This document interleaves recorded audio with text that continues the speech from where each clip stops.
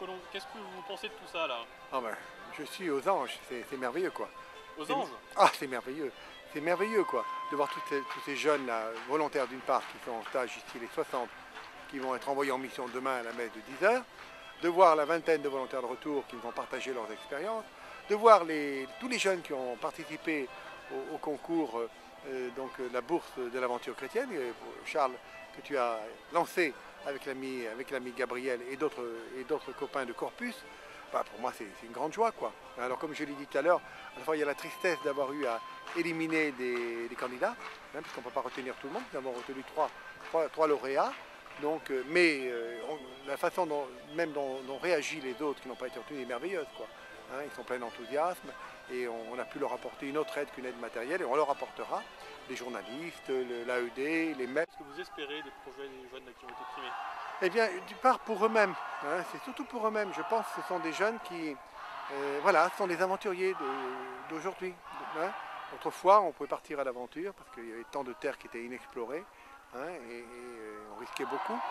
Aujourd'hui, on s'aperçoit qu'il y a des jeunes aussi qui ont ça dans le sang, quoi, dans la peau, hein, ce désir cette recherche de l'inconnu, d'être entre, comme le disait très bien le jeune qui va partir du Canada jusqu'en Argentine, là, hein, d'être entre les mains de la Providence, ne serait-ce que pour le repas, ne serait-ce que pour la nuit qu'on va passer dehors ou qu'on va passer dans un lit.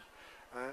Eh bien, je trouve que c'est bon qu'en France, aujourd'hui, et notamment dans notre Église, on puisse cultiver, hein, ce genre de vocation, hein, des aventuriers. Et en même temps, pas les aventuriers comme ça qui partent pour leur bon plaisir, des fils à papa qui vont gaspiller leur argent, non, pas du tout.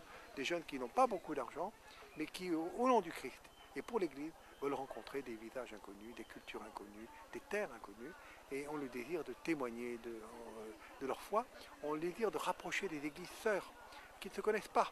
Et comme le rappelait la jeune fille qui va partir en Turquie, hein, des églises sœurs qui ont une grande richesse.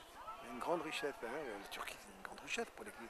Les conciles œcuméniques, les débuts de l'Église, hein, les actes des apôtres, hein, et ça c'est beau. Et aujourd'hui, comme elle le disait, 3 pour 1000 chrétiens. Alors là, c'est un sacré défi. Et au niveau de l'information pour les journalistes qui sont là, je crois que cette jeune fille-là, tous les articles qu'elle enverra, ils vont être primés, quoi. Hein. Et de même que nos lauréats, là, qui vont partir en Birmanie, je pense au projet Laudate, hein, la Birmanie, le Laos, le Cambodge, la Thaïlande, le Vietnam et les marches tibétaines. Bon, ben, chapeau quand même. Il faut quand même le faire. Non, c'est pas Laudate, c'est la jeune fille, ça, c'est autour du monde. Hein. Anne Briand, ben, il faut quand même le faire. Une jeune fille seule qui fait tout ça. Je suis sûr que dans sa famille, on lui a fait des remarques. Et malgré ça, elles font. Je crois que l'Esprit Saint est derrière. Merci beaucoup, Père Colomb. Amitié.